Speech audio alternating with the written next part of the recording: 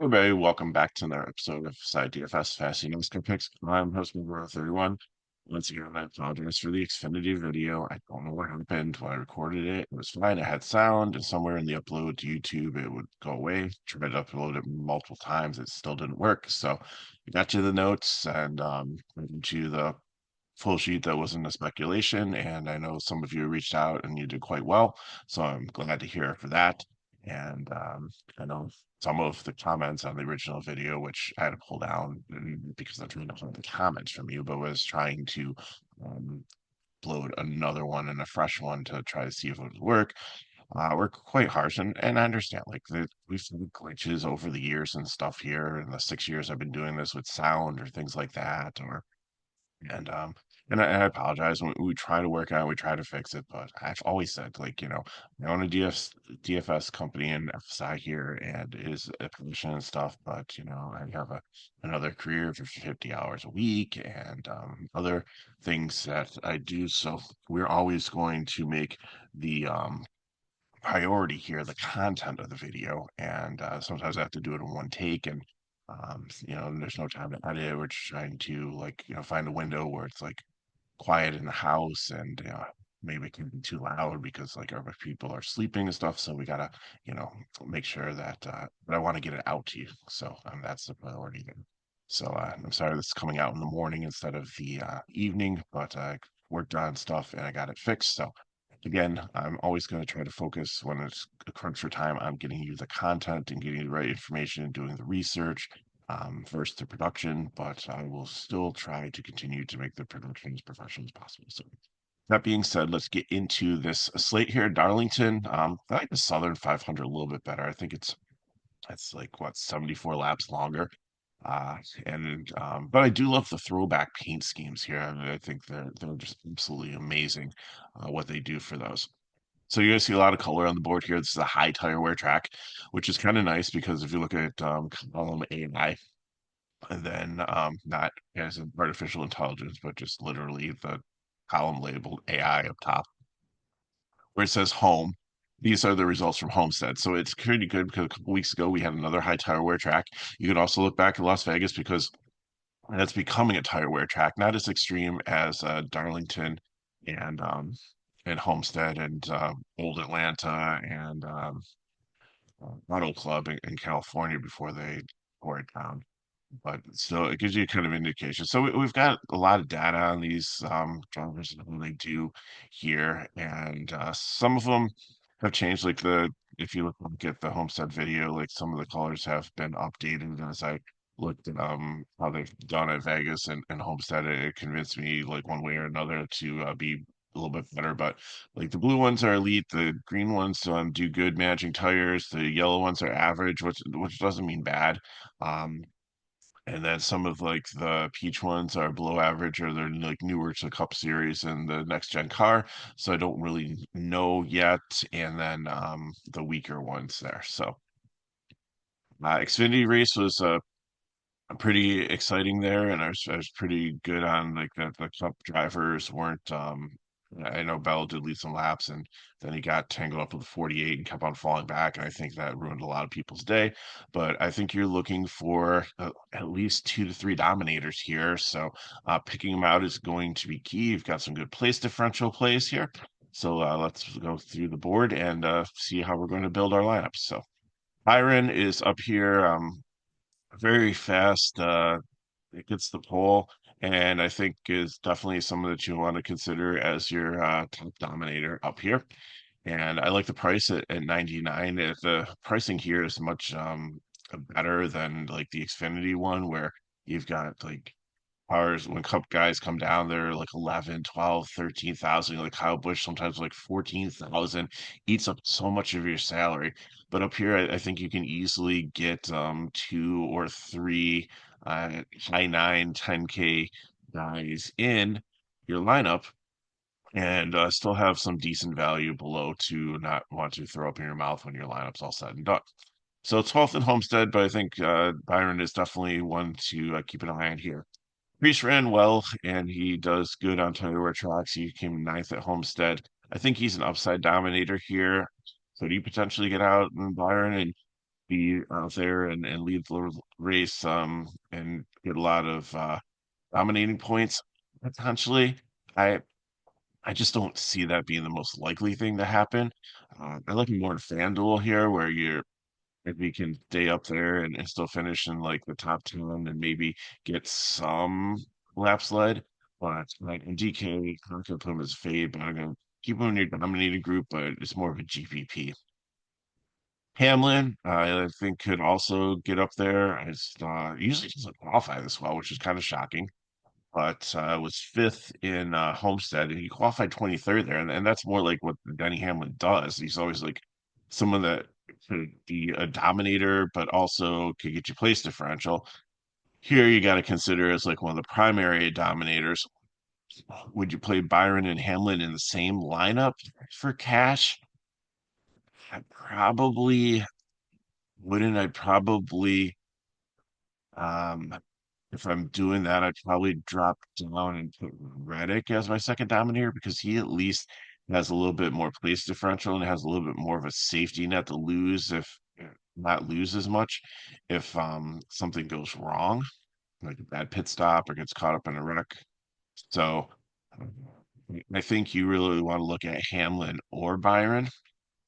And this is like the game that you usually play is you get in like one of those like three max ones that they have for I think there's like a $3 three max or like a 20 max, and then you start rotating these, and maybe one lineup you do go Hamlin and Byron, but then like that's only one lineup out of the 20. But maybe you find other scenarios where you like the two of them, but I just wouldn't have like a high concentration of your lineups having these two this close to the top eating up this much salary. I think you want one or the other. I'm leaning Byron on this one, but I think Hamlin is definitely a decent choice. Chase Briscoe, I think, is one that people are going to look at and be like, I don't know, but he started fourth in Homestead and he finished fourth. He's been good at this track here, and I think that he's one that I'm going to play in the top GPP because I think he's going to be sneaky. I think people are going to write him off. I think he's an awesome play on FanDuel also, again, where its finishing position goes over place differential. And I know I have him as average on tire wear tracks, but I think he's almost getting to maybe the green level. So, uh, and this Joe Gibbs team, it's Truex was always good on it. So again, with tire wear tracks, I think it's a lot the driver, but sometimes I also think it's the crew chief and how they set up the car and how they talk the driver through managing the race to be able to manage the tire. I think it's something that you can coach and something that you can teach. And I think Briscoe is getting it and getting there. And I think that he could potentially end up in the top 10. Bubba Wallace had a good race in Homestead also. He started ninth, he finished third, and he's been good on tire wear tracks too. So I think he can be an upside dominator here. I think that he's a solid GPP play. Hendrick, maybe a GPP to a fade here. He ended up finishing 19th at Homestead after starting eighth. So he wasn't able to hold it. His fall off was not as good, and I still think that he might be falling back a little bit here. So you can play him in GPP, but he's almost a fade for me here this week.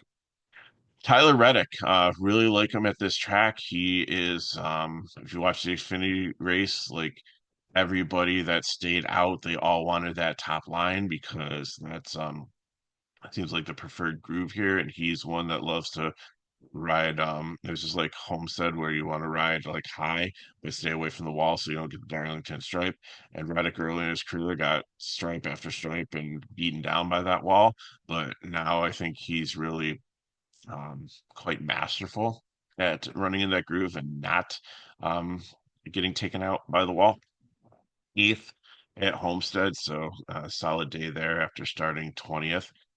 And I think that he, even though he's starting down here in the seventh position, could be the second dominator for you. And he's the second highest priced one on DK for a reason because they think that his style and everything that all things considered, that he is going to be definitely a contender here. So Byron might be your first dominator, and then Reddick your second dominator, and then I do think there's enough value in the 5K. I don't think this is like the optimal for cash, but you're definitely going to want like Larson in your lineup, and I'll get to that in a little bit. So to play Byron, Reddick, and Larson is going to be um, expensive. But if you think that to start the race, they're kind of between Byron and Hamlin, and that's the thing. It's like you got to come up with like your lineups tell a story. So you got to look at it and think like, how's this race going to start out? Like, what's going to happen in the middle of it? What do you think is going to happen at the end of it? And that's how I build my lineups. Like my lineups all tell a story. They're all narratives. You want to make sure that everything in the story is going to work out. That you're not going to have if you tell a story like a detail that's so far-fetched that nobody's going to believe the story, and that's going to be if you take like the top five starting position and then one value play. I mean, you probably couldn't do that like salary wise. It'd like eat up way too much usually in most races, but that's just not going to work for you. Maybe on FanDuel it will, but on DraftKings, like you're going to need the balance of dominating points and place differential. So that narrative's not seldom is going to work out for you. But here, if you think like, okay, I like Reddick better, pair with Larson, I'll take the place differential plays there, and I'll just think and hope that between like some of these guys up here, they're trading back and forth, so nobody's accumulating a lot. And as they're racing, it's allowing Reddick to get up through the field and make passes and get close, or there's a caution and on the restart, he has a better one and eventually gets the lead and stays out there for the end of stage one and through stage two. And then before Larson gets up there and takes over, then that's another way definitely to build it. Kyle Busch has improved the season over the last couple. He's always been pretty good here. Really elite at tire wear. I think he finished. Did he finish second in the fall last year? So he's and yeah, I think he did because I think it was a playoff race, and I think that it was. I can't remember if he was in the playoffs or not at that point, but I was thinking like this was his best chance to get that win to keep the streak of 20 years alive. And I think that he'll get a victory. I don't think it's going to be here. Homestead, he finished 21st after starting 22nd. So I think he's much better at this track. Sorry. But I think that he's going to do okay here, but more of a GPP play. And I have him as upside dominator because I think he could go out there and lead potentially, but I'm not as likely. Blaney finished 36th at Homestead, hated his car. He's had a lot of issues with his car recently, so I have him as a GPP play here. Darlington, even though he's a good tire wear one, Darlington's not one of his best tracks. Homestead is much better for him. So I think he's going to have high ownership because people are going to look at the tire and the projection is coming up pretty high. But I'll definitely play him in GPP, but I just going to stay away from him in cash. I like that he's got a little bit of place differential if he can get up there and lead for some reason. But again, I think it's more likely that he might continue to have issues or not perform well here and to pay 9,700. I can't do that in cash. McDowell he seems to qualify well at these types of tracks, but though he was only 26 at Homestead in qualifying, but I just see him kind of like falling down. I don't see him as a great tire guy, and I think that he ends up like maybe probably in top 20, but I don't see him as a top 10 club. Gibbs, the biggest enigma up here. I can't tell if it's just because they've changed like personnel so much on his team over the years he's been up in cup, or if he came up too soon, or I I don't know, the loss of his father maybe uh like his like really helped him with his Xfinity success, and he's still trying to find his its way up here, but it, or if it's just bad luck. I just don't know. Super Enigma here. I still think the kid is incredibly talented. He's in really good equipment, and I think eventually that he's going to break through.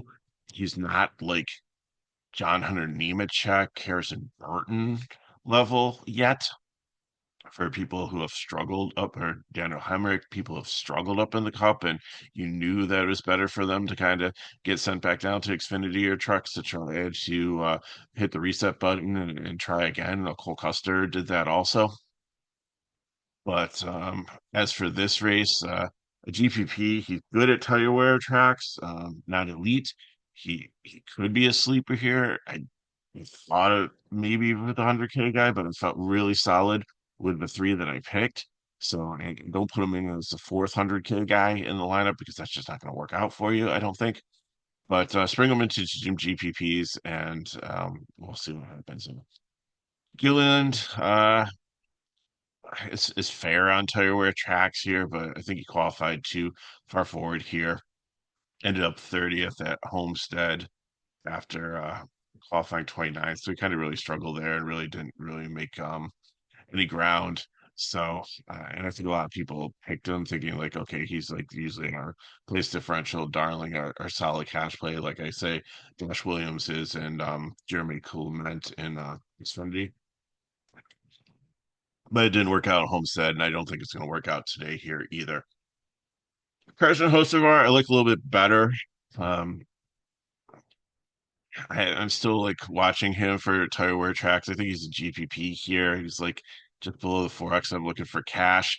37th at Homestead, so wasn't finished dead last. I think can't remember if he had I think he had a mechanical issue because I don't think there was many wrecks in that race. But anyways, didn't obviously didn't do well. Started 15th, so it's about close to where he's starting here. And hopefully it's better luck today, but it's going to be GPB for me, not the fast play. Busher, really like him on tire wear tracks. I just keep on going back. I know it was before the next gen car, but I just saw how he dominated that one race, and that really I didn't really know who he was until that Homestead race where he was just out there dominating. And came away with a sixth place finish at Homestead after starting 11th. And I think that he can have another solid day. And I don't think that the ownership's going to be very high on him. I think people are going to gravitate to his teammate Keselowski, but I think that he has some of the same upside as as Brad does. And Priest is up there in the second position, so and another teammate. So I really think Busher has a will be sleeper here, and I really like him in the 100K GPP or GPPs. Chase Elliott, I'll give him a cash. He's good at this racetrack. He's had success here. I think he's be highly owned after people saw that he finished, I think, second with a kind of a banged up car in the Xfinity race. Much better than I thought, but like remember on the Xfinity video, I said his average finish here in the Cup is usually 16th, and he's starting 15th. Finished 18th at Homestead, so this is all kind of par for the course. Might not be as much place differential. Elliott started 18th and finished 18th at Homestead. His average finish here is 16th. Even in Xfinity, it was like 8th. So he had a good day yesterday, and maybe it's going to help. Still think that you can play him in cash here. I think he's going to be highly owned as like a place differential there, and maybe like a later rate dominator. But I don't think I'm going to have a ton of them. Zane Smith is going to tell you where, and I think he could maybe hold his position here. Started 17th, finished 11th at Homestead, so almost the same thing. He's starting 16th. If you can get up into the top 10, that would definitely be a great day for him at 6K. Probably end up in the optimal lineup, but I don't think that I can play it in cash because he's starting a little bit too far forward for me, even though, like we saw the results at Homestead, I'm still not completely sold. So definitely use the GPP, but you might need some of these plays if you're trying to jam a lot of 10K guys in. So he might be one to consider in the GPP build if you're trying to go three king lineup, which is like three drivers in the 10K or high 9K range. Christopher Bell. I'm gonna put a cash tag on him here. Also, he did look good in the Xfinity race until he got into ran with a 48 car, and like I said, damaged the car and just kept on falling back and broke a lot of people's Xfinity lines. So he's pretty popular for that. And again, with him, he's not had huge success here. His average finish has been 15th. At Homestead, he finished 29th after starting 16th, where he's starting 17th here and had some struggles there. So obviously in good form, and I think with the equipment and stuff, and it's good with tire wear that he can be a cash play here. But I think it's the same story as Elliott that like there's a lot of potential in it, but I don't know where the floor is. So I'm gonna keep him as cash plays because there weren't that many cash plays I could kind of find in um in this race. So I think there's enough floor there to make a case for he and Elliott. I wouldn't play both of them. I'd play one or the other in your lineup, and they might be what lineups that you're like pivoting off of Larson, but Larson has been just such an elite driver here and on tire wear tracks. And um, let's skip over Logano and talk about him for a second because we're so close. But Larson like started 14th. He went out and he only led 19 laps at Homestead. Like Bubba led 56 laps, so that makes a decent case for him there also. But like Larson didn't need to lead the laps because he got it done in the end, and that's what was the most important. And again, he's been very good at tire wear tracks, good getting through the field. Rides the it's super high up there, and the commentators were even mentioning that early on in his career it was catastrophic because he was trying to do like the Reddick thing and run the line and getting those Darlington stripes, and on other race courses he'd end up clipping the wall and spinning out, and that would end his day. But the more and more he did it, the more and more he's been comfortable with it, the more and more he's mastered it. So it's just something that being able to drive in the preferred groove and pass people where they really aren't willing to go to pass on this track and to keep the car clean and manage the tires really well. I think it's a complete package, and that's why he's probably going to be one of the highest owned drivers on the slate. That's why he's the most expensive driver in the DK pool this week, and I think he's worth every penny. But if you want to pivot off of him, and like if you're doing 20 maxes and think, okay, it's a variable sport, he could break down, he could get into a wreck, a lot of things could happen and disappoint. And you want to go with a similar place differential play in Elliott or Bell, then that makes a lot of sense. For me, I'm going to go with Larson, or not Larson, Logano in the 100K lineup because I think that he's got a lot of upside. He's always been good at managing tires. He in his crew chief have always been like masterful at coming up with like weird pit strategies or taking chances or figuring out things, or maybe they somehow like skip a pit stop and maybe fall back, but they keep this extra set of tires when everybody has burned through all theirs and they have this one set like at the end of the race and they're just gonna putt through the field. And we've seen it happen before with those who have been able to figure things out like that, and it just gives them such an advantage to stay out there and manage the tires, or stay out there and hope for like a caution and things break your way. That's part of the reason, besides being a decent driver, why Logano's been successful is just coming up with zigs when everybody else is zagging and going the other direction, to be contrarian, to have your strategy pay off, and to definitely capitalize on it. So again, Homestead wasn't great for him. I think he started like 16th and finished 14th, or started 12th and finished 14th. So I thought the same thing here. I had him as one of the 100K guys that didn't pan out, but I'm gonna give it another shot here. Kozlowski, I think, is a solid cash play here also with how well he manages tires. I wish he was a little bit further on down because like a lot of the races he's been qualifying bad, but definitely can make it through the field. But he was kind of disappointing at Homestead. He started 32nd and he only got up to 26th. And I think that's something that people might look at and say, like, you know what, I'm not going to get burned with that again. He just doesn't got it anymore. But I think he does. I think he'll be fine, and I think he's a solid cash play. Justin Haley, GPP for me here. I know he got up into 10th after starting 21st, but and he's been in a lot of optimal lineups at Darlington recently. So I, consider him as a cash play. I think he's just outside that. But I just his tire wear. When I looked at the numbers, like it's just not there. So and I think he's starting maybe a little bit too far forward here. I think most of those Justin Haley ones, when he was in more in the Rick Ware equipment, he started down more in the field. So I think that he was a cheap guy that got you like place differential to round out your lineup, but he's much better in Aspire, which again might bode well for him.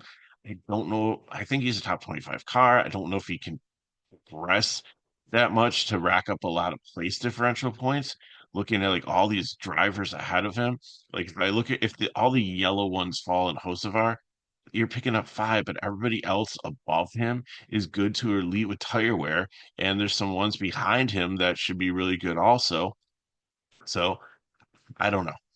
Uh, I think this might be where he falls out of being in the optimal lineup. But again, like Holmes said, he looked okay. So I'll let you decide there.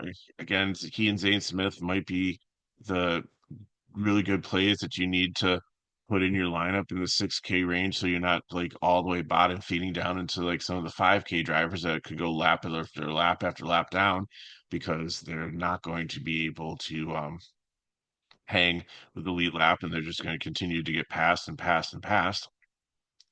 So the Homestead wasn't like that. Most of the cars, like 25 of the cars finished on the lead lap. It's not gonna be like Martinsville last week where like the leaders like out there just like lapping people to the point where like you're almost passing like the fourth and fifth pace and like lapping the whole field. So I'll let you decide on Haley. Almendinger, same thing, like $700 more expensive, a little bit better on tire wear tracks, but isn't a great track for him.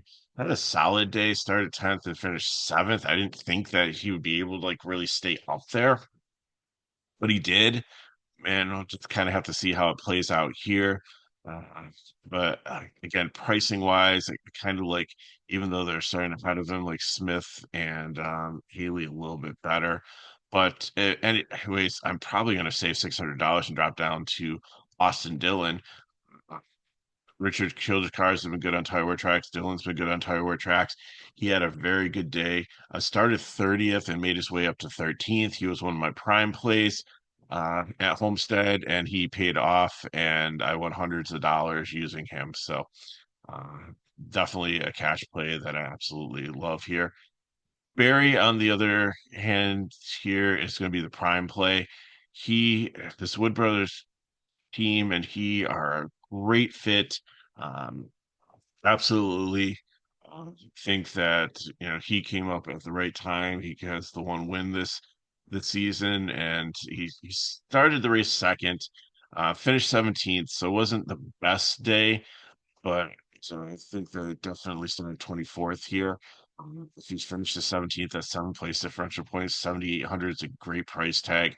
I got him at over 5x in my projection here, and I think that it's going to be a very strong day for him. So I'm definitely going to be locking him into most of my lineups for cash.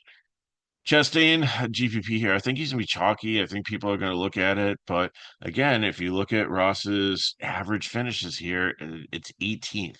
Um, he struggled at Homestead. He started 25th, and people played him as a place differential play because he's been good at some tire wear tracks, but just and he's been good here. So, but I 18th, like I don't know if I really want to do that here. So I'll let the other people play him as the place differential play here. I'm going to save $300, and instead of playing him, I'm going to play Bowman, who's almost starting 10 points or 10 places below him, 8 places below him. I think it's a similar play. So again, maybe Bowman has more traffic and stuff to have to worry about, and more people could accidentally take him out here because he's down in the really bad um, territory with drivers. And Ross is up with some more decent ones, and Ross is aggressive, but again, I think that might be part of the problem too. So the aggressiveness, even though he's like had been elite at tire wear, can perhaps sometimes wear your tires down too fast. So GPP for me, I think a lot of people are going to be playing him in cash, but I'm not going to be, and those are my reasons. Gregson, I think, is solid here. He's in the four car, which was Harvick was in it. I know it's different personnel and almost pretty much a completely different team now than when it was a Stuart Haas car. But Gregson was good in Xfinity. I think he was a solid cash play here. Finished 16th at Homestead. I started third, so it was a little bit disappointing there. But uh, and price tag's kind of no man's land here because he's like 7,100, but I think that's because they know that he's decent with the tire wear track and probably won't qualify as well, but and have some place differentials. So uh, again, I like the 6K one's probably better, but he's there for you.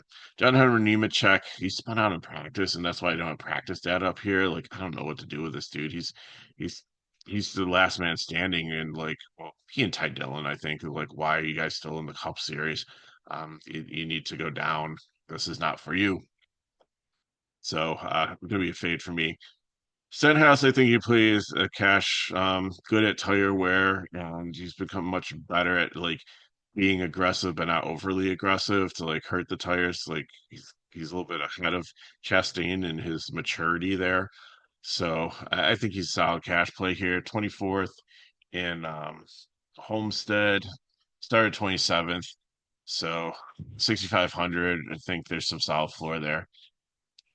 Ty Dillon, not really good here. GPP, almost put the fade tag on him. I don't think I really want to play much of him. He started 34th and got 27th, so he got 7 place differential points. I don't think I see him getting up to 22nd. If he can get to 27th, it's only giving me like 2 place differential points plus the finishing position. What's the bonus for 27th? 15. So I think so. I probably have him estimated to finish 26th here. That would give him the finishing position plus the 3 place differential points would get you to 19. That's where the projection's coming from. So if you think Ty Dillon finishing 26 is going to anchor your line of 5,300, I think that Nemechek, then I'm okay with that. Suarez, prime play here. Uh, I know he's average at the tour tracks, but I think that he's definitely not a 30 place driver. 22nd at Homestead after starting 33rd, 11 place differential points. I think that through patience and attrition more than tire wear, he'd be able to get up there, have a decent pit stop. So, and really love the Jeff Burton throwback on. Um, I'm thinking, yeah, too bad that was a 99 that had that Jeff Burton throwback theme on it, but I'm sure he's got a cool throwback paint scheme for tomorrow for this race today. Um, but yeah, I think if you're looking like a solid one down here for like some place differential to be able to get your the guys that you want up top in your lineup, then definitely someone that I'm going to consider as a prime play. Custer, I think you can do it also. I'm just not at you're saving $1,000 if you pivot off Suarez for him, and I think it's gonna be low owned because I don't think people have the confidence with him as they did with the Xfinity series where he was really good. And again, he started 24th and finished 28th and Homestead. Really, I think people thought again like he would be a great value play here down with like the Haas car and what he did in Xfinity. It didn't pan out, so that's why I think ownership will stay pretty low on him. But I think you can play him in cash. Riley Herbst is a GPP here.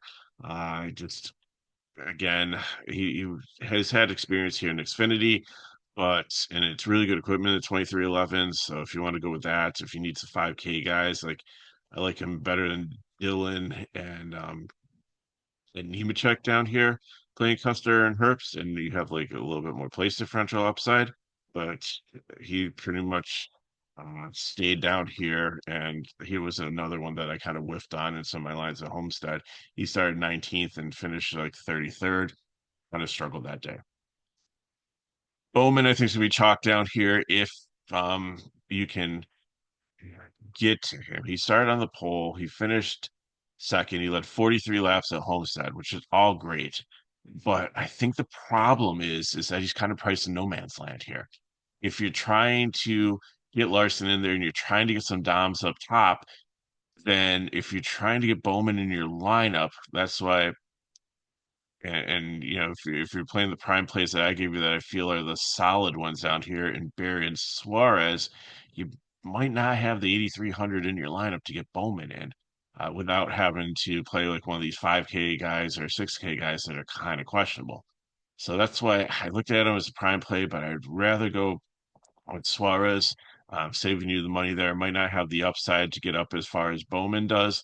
But again, I didn't want you like having like this awkward, funky lineup where you're trying to play like Byron or Hamlin up there. You're throwing in Larson, you're throwing in the primes, and then you try to put in and Bowman's one of the primes, and like you're just like stuck in a box where you have like tons of salary left over, but no drivers that you really want to pick. So I tried to do the builds first before I come up with a final prime and throw the video out at you, just because again, I don't want to paint you in a corner with salary where you have like so much where you probably could have done better if I gave you a better prime play, or if you are trying to still go up and get like higher guys that you're putting like drivers like that should be fades in your lineup too. So I didn't want that scenario to unfold. So I tried to give you the prime so give you more flexibility. But if you want to come off like Suarez, if you can figure it out, if something happens where like Byron or Hamlin or somebody up here that you're going to play gets sent to the back with an improved adjustment or something weird like that. And then obviously they're not going to be a dominator play and they're not going to be a place differential play because they're still going to be scored from where they were up there. Then they're going to be a GPP play, maybe good for finishing position if they can get back up there and have a successful day and maybe lead some laps. But it's going to take a lot and it's not going to make sense to play them anymore in cash lineup. And that way Bowman's going to come more to light. So just keeping an eye on for things like that. Eric Jones, I think, is going to be highly owned down here also as upside play. 15th place finish at Homestead. Started 28th here. He's starting much further back in the field. So it definitely gives you some more upside there. If he gets up to 15th, that's almost 20 place differential points. It's definitely going to be in the optimal lineup. I don't know if he gets up to 15th, but I think he definitely can get up to the top 20. So I think you're definitely looking at 14 to 15 place differential points. Solid cash play down here. Again, I went with Suarez to save you a little bit of money. But again, if you want to pivot off of Suarez, if you have it and want to switch to Jones, then I'm fine with that too. Cody Ware is the fade down here. Van Ginsbergen. I mean, if you need these punts, that's fine, but I don't think that they get out of the 30s. Austin Hill is awesome at Xfinity, but just his finishes and Cup have just not been great. He usually races Daytona, so you can kind of cancel that out. But the other ones that he's run up here in the Beard and this third Richard Childress racing car has just not been super impressive. I left him as GPP, not as a fade. If you like need a 5K guy as a punt, like you might as well play him. He's the furthest one down. His floor is that he's going to actually get you like 4 points for finishing position here, and he can only lose you 1 point. So he really, with your punting, you're not like losing as much as if you try to play like Dylan or Hertz in the 5K range or John Hunter Nemechek, who could lose you like 10 place differential points and get you a negative 10 for the day. You really don't want that. Yaley's going to be a fade also. I just think that he's coming out and racing some of these races just to try to continue to be able. This New York racing team loves to race at like Daytona and some of super speedway tracks, and it just gives them more owners points and stuff to be able to try to get a provisional if they can't qualify in speed. So Like I said, top you want to try to get Eminators in Byron or Hamlin, and Reddick's a strong consideration. Larson's your key building block for cash. I really like Josh Berry and Suarez, but if you got a little bit more money, then you can upgrade to Bowman and Jones. And if you need to save a little bit more there, then Custer and maybe I think Coaster is where I'd go there if you need an extra 1,000 off of Suarez. So we got for your final question. Put in chat below. Hit me at Megarower31 on Twitter/X. For more information on FSI DFS, like if you want to come in, it's $6 for the weekend to get all the sports for you. If you go to description video and the link to our website there to sign up. Just getting the Discord's cool too because we throw out free information here and there, and it doesn't cost anything. You just stay in the lobby, but we're looking to constantly trying to put out some free content to people just for it's in the Discord. And if you're in the Discord, then it's easier to connect to me to Discord because we're in the same server. It opens up you to get messages to me. I try to leave everything open as possible on X, on Discord, FSIDFS at FSIDFS.com email if you need to send something there. So lots of way to get a hold of me with questions or put them in the chat of this video.